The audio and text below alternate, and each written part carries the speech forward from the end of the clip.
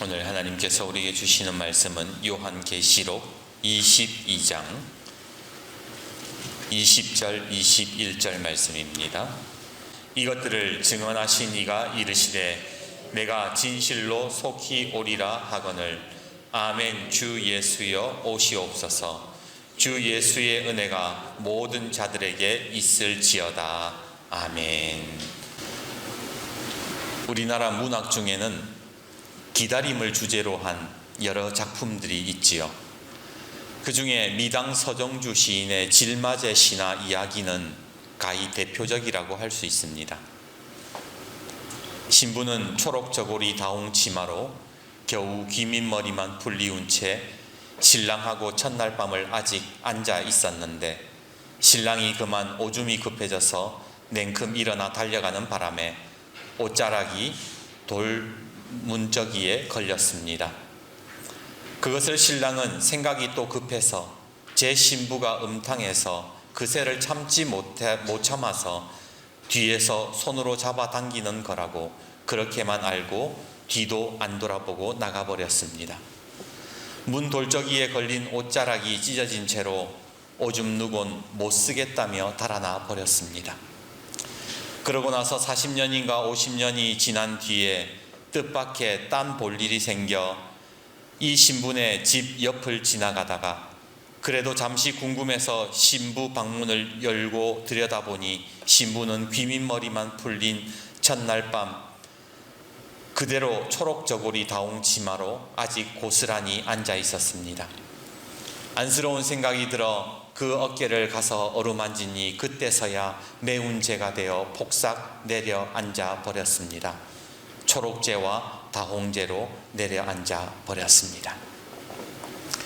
40-50년을 신랑을 기다리다가 재가 되어버린 신부의 이야기가 참 서글프고 또 한편으로는 안타깝지 않습니까? 이런 슬픈 이야기는 삼국유사와 삼국사기에도 나옵니다. 신라시대 박재상이라는 신하가 있었어요. 그는 눌지왕 때 고구려의 볼모로 잡혀간 왕제를 구해내고 또 일본에 건너가서 또 다른 왕제를 구해냈습니다. 그런데 그렇게 바쁘게 움직이다 보니 집에는 한 번도 들린 적이 없었어요. 그렇게 나라인 일을 하다가 일본에서 잡혀 죽게 되지요. 한편 남편이 오기만을 기다리며 하염없이 기다리던 박재상의 부인은 기다리고 기다리다 그 자리에서 굳어 돌이 되고 말았습니다. 이런 망부석 이야기는 하나만 있는 게 아니에요. 부평의 망부석 설화, 월화산 망부석 전설, 포항 영일만의 망부석 솔개 전설까지 모두가 기다리다가 돌이 되어버린 슬픈 이야기를 담고 있습니다. 이야기를 들은 사람들이 이렇게 칭송하지요. 참 지조 있는 여성이다. 참 열려다. 그런데 막상 그런 기다림을 내가 기다려야 된다면 좋아할 사람이 누가 있겠습니까? 얼마나 고통스럽고 힘들었으면 사람이 죄가 되고 사람이 돌덩어리가 되겠냐 말입니다. 그런 기다림을 바라는 사람은 아무도 없어요. 우리는 기다린다 하더라도 우리가 원하는 기다림은요, 죄가 되고 돌이 되는 기다림이 아니에요.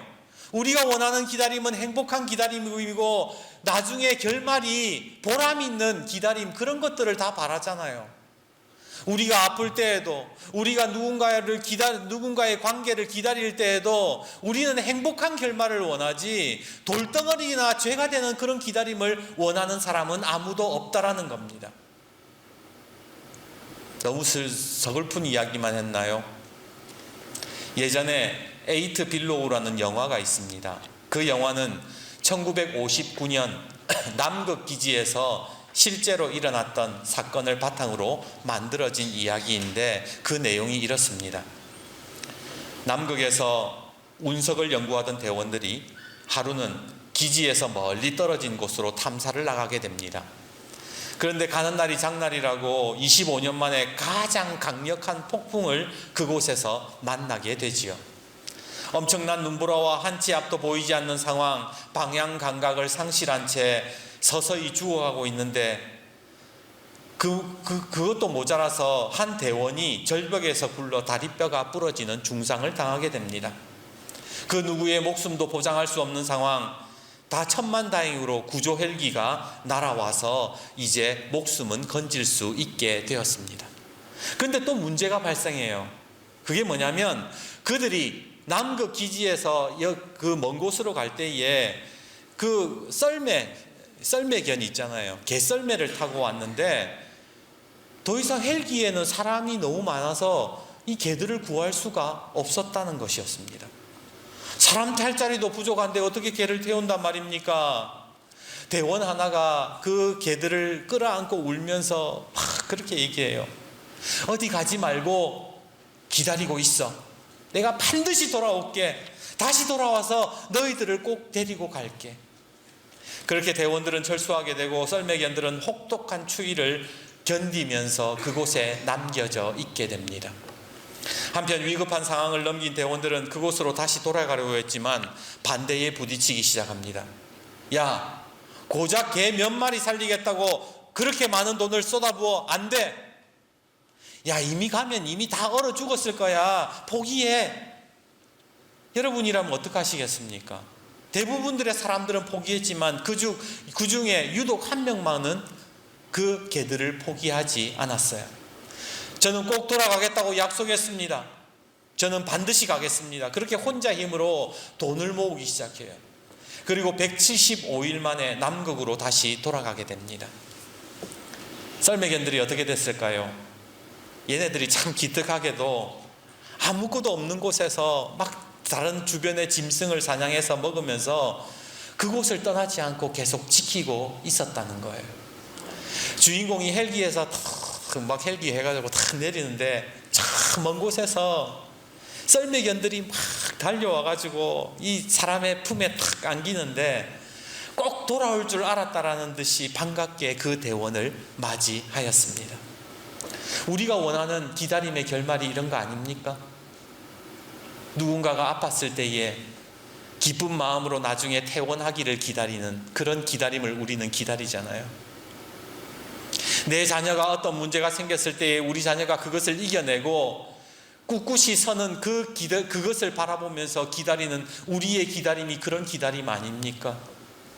막혀있던 경제가 다시 풀리고 고통스러운 질병에서 다시 건강해지기를 바라고 가족 간의 무너진 관계가 회복되기를 기다리는 그런 기다림.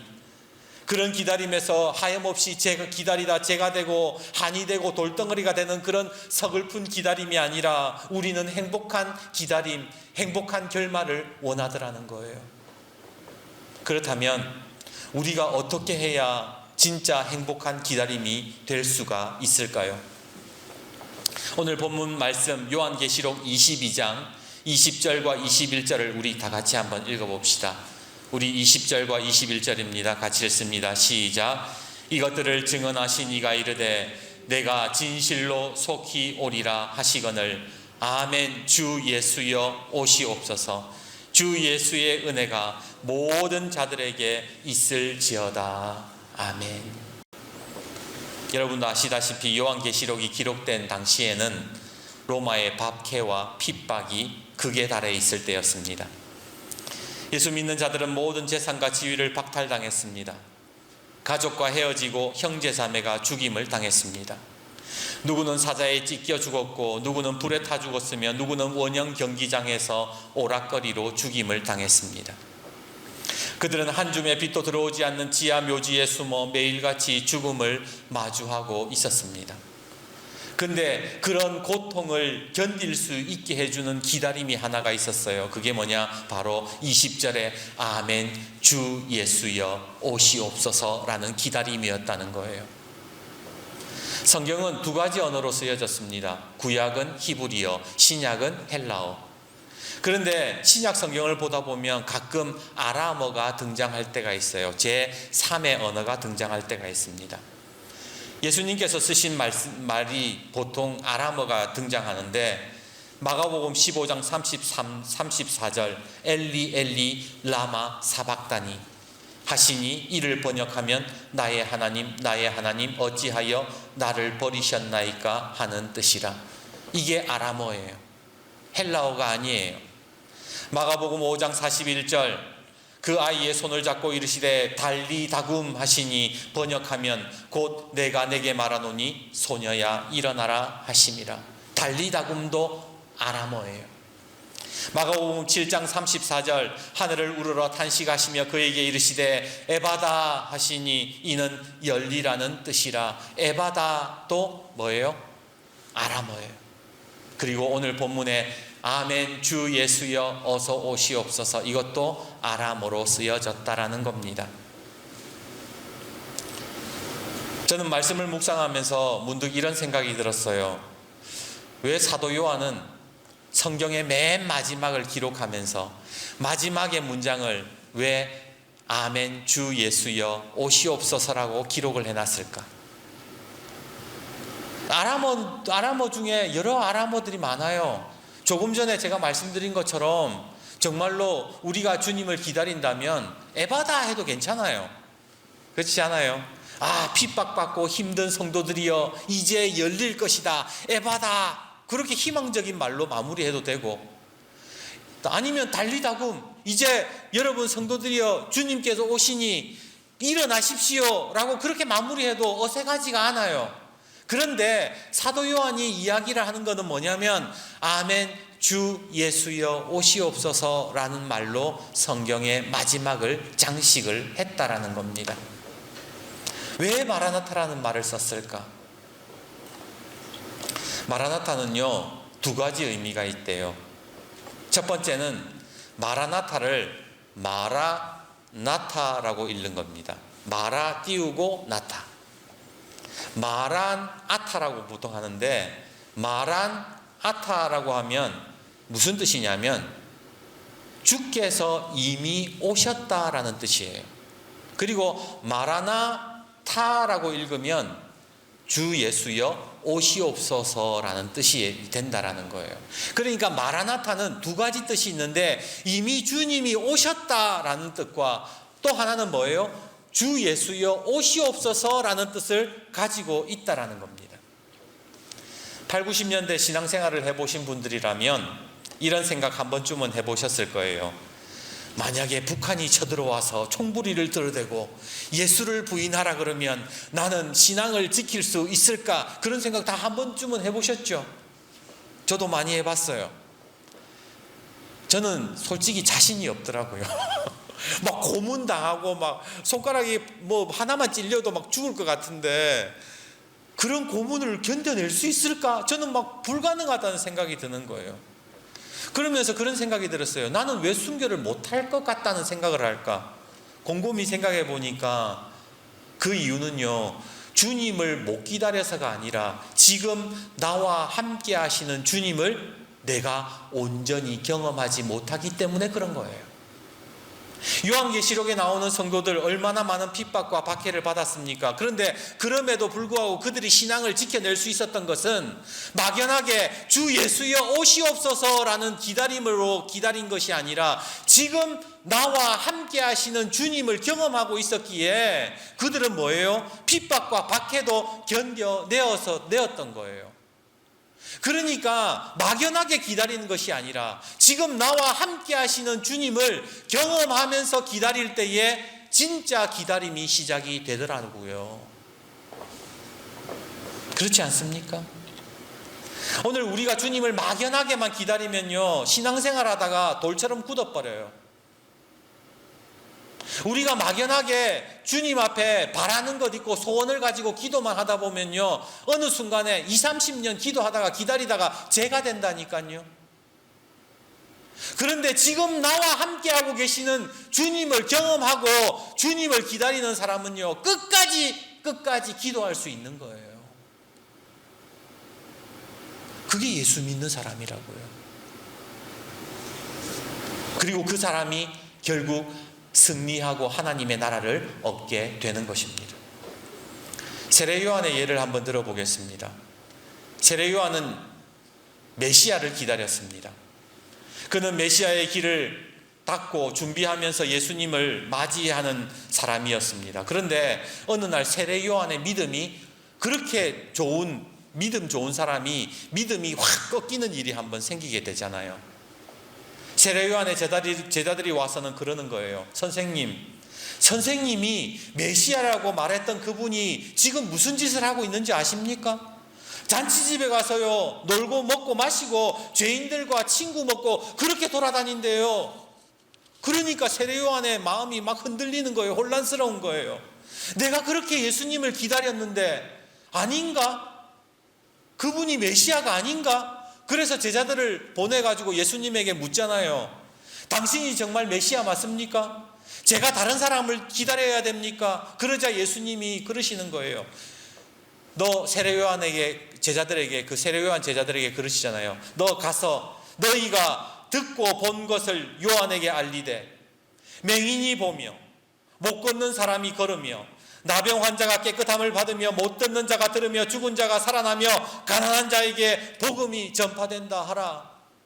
엉뚱한 거 보고 있지 말고 진짜 복음의 본질, 하나님 예수님 메시아가 무슨 일을 하고 있는지 똑바로 바라는 거예요.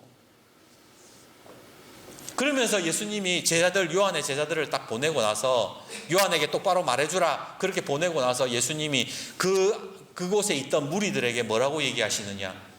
너희가 무엇을 보려고 광야에 나갔더냐? 바람에 흔들리는 갈대냐? 그러면 너희가 무엇을 보려고 나갔더냐? 부드러운 옷 입은 사람이냐? 부드러운 옷 입은 사람은 궁중에 있다.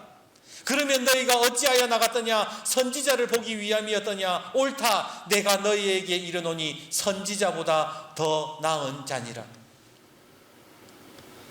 오늘 우리의 신앙생활 속에 주님이 내 삶에 찾아오셨다라는 그 신앙의 중심이 없으면요, 우리는 언제든지 흔들리는 거예요. 막연하게 기다리다가 기도하다가 주님 도와주십시오 그렇게 기도하다가 의심이 막 찾아오고 혼란스럽고 하나님 진짜 살아있는 것인가 그렇게 의심될 때가 얼마나 많습니까? 세례 요한도 그랬다고요. 세례 요한도. 우리가 마라나타 주님이 오셨다는 그 믿음을 없으면 마라나타 주 예수여 오시옵소서라는 기다림도 헛되다는 거예요. 요즘 우리나라의 상황을 보면 참 안타깝고 슬픕니다. 한쪽은 대통령 끌어내라, 한쪽은 대통령 지켜라.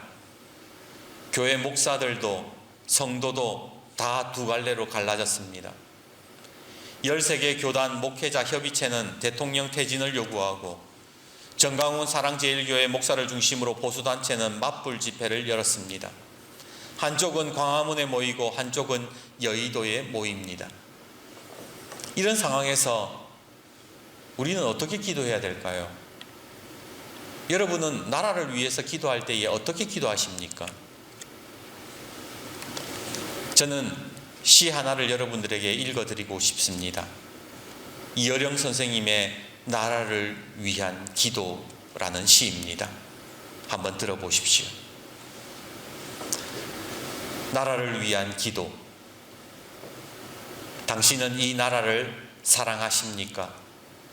한국은 못난 조선이 물려준 척박한 나라입니다. 지금 백척간두 벼랑 끝에 있습니다. 그곳에는 선한 사람들이 살고 있습니다. 해지고 구멍나 비가 새고 고칠 곳이 많은 나라입니다. 버리지 마시고 절망으로부터 희망의 날개를 달아주소서. 어떻게 여기까지 온 사람들입니까?